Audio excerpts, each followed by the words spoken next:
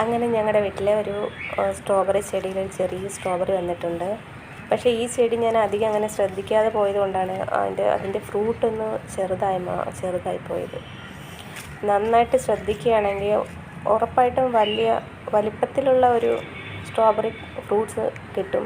കാരണം ഒന്നല്ല, ഒരു സമയത്ത് തന്നെ 8ഉം 10ഉം സ്ട്രോബെറികൾ വന്നിട്ടുണ്ട്. മുമ്പത്തെ വീട്ടിൽ ഞാൻ ഇട്ടിട്ടുണ്ട്.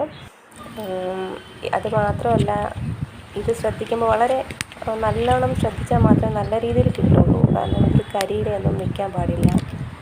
അതുപോലെ ഫ്രൂട്ട് ഒരു 11-12 ദിവസത്തിനിടയിലാണ് പൂവിട്ട് കാ ആവുന്നത്. അതുമാത്രമല്ല, കൊതുക് കുത്തും. ഇത് ഫ്രൂട്ട് പഴുത്ത് വരുമ്പോൾ നല്ല മണമാണ്.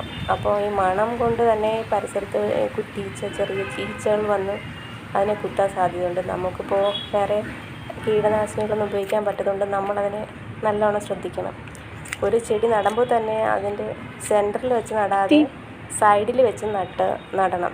കാരണം സ്ട്രോബെറിയുടെ കാ വരുമ്പോൾ അത് പുറത്തോട്ട് നിൽക്കുന്ന രീതിയിൽ വേണം നമുക്ക് ചെടി ആദ്യം നടാനായിട്ട്.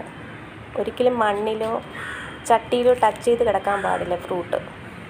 അപ്പോൾ സൈഡിൽ വെച്ച് മാക്സിമം നടാൻ നോക്കണം. എന്തായാലും കിറ്റി ഇപ്പോൾ അതിനൊന്നും സമ്മതിക്കില്ല. നിങ്ങൾ കണ്ടിട്ടുണ്ടാവും മിക്ക വീഡിയോസിലും എൻ്റെ സ്ട്രോബെറി ചെടിയുടെ പുറത്താക്കിയിട്ട് കിടപ്പും കളിയും എല്ലാം. അതുകൊണ്ട് മിക്കതും ഞാൻ ശ്രദ്ധിക്കാതെ പോകുന്നുണ്ട്. പക്ഷേ ഒരു സ്ട്രോബെറി പ്ലാന്റിന് നല്ലോണം ശ്രദ്ധിച്ച് നമ്മൾ ചെയ്യേണ്ട. ഒരുപാട് വളമൊന്നും വേണ്ട. കാരണം നമുക്ക് നാച്ചുറലായിട്ട് കിട്ടാൻ വേണ്ടിയിട്ട് വെള്ളവും സാധാരണ ആവശ്യത്തിനുള്ള വളങ്ങളിട്ടാൽ മതി.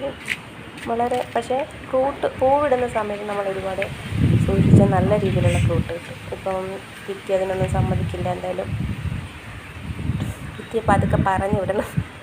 കിറ്റി എന്തായാലും കിറ്റി നിൽക്കുക, ഇതൊന്നും നടക്കില്ല.